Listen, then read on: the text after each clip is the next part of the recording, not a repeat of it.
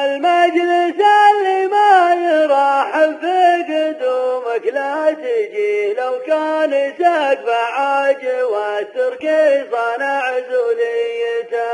المجلس اللي ما يرحب في قدومك لا تجي، لو كان سقف عاج والتركي صنع زوليته. حتى شلو رعيه يملك بالريال وبالجنيه، ما تملكه بعض الدول ملكه وميزانيته.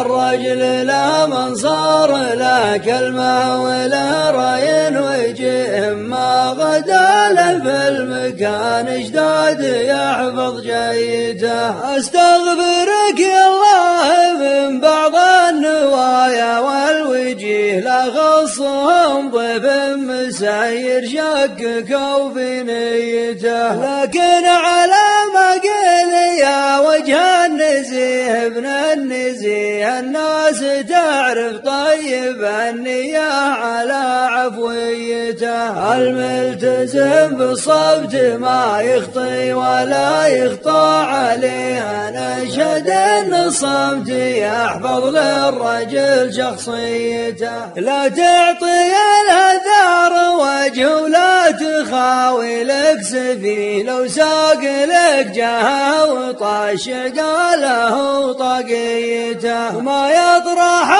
الرجال في عيني عسى الله يهديه، غير الكبر لو يفرق بطيبه وفي شكليته. ولا يزيد الرجل بعيون الرجال وتشتري، غير الكرم لو تنقد العالم على عقليته. الله ولا من يجذب العرقوب لو ما قال في هذاك، لا تلعب على وزنه ولا قفيته. ما هو بشرط عباد رب ترتضي، ما ترتضي من تبولي الله على آدم ولا ذريته. لا تنشغل بالناس يا ابن الناس فيما هي تبي، كل له اسلوبه ولا طبعه ولا حريته. كل له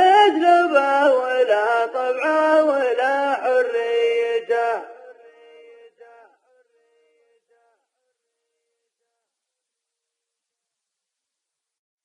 المجلس اللي ما يرحب في قدومك لا تجي، لو كان سقف عاج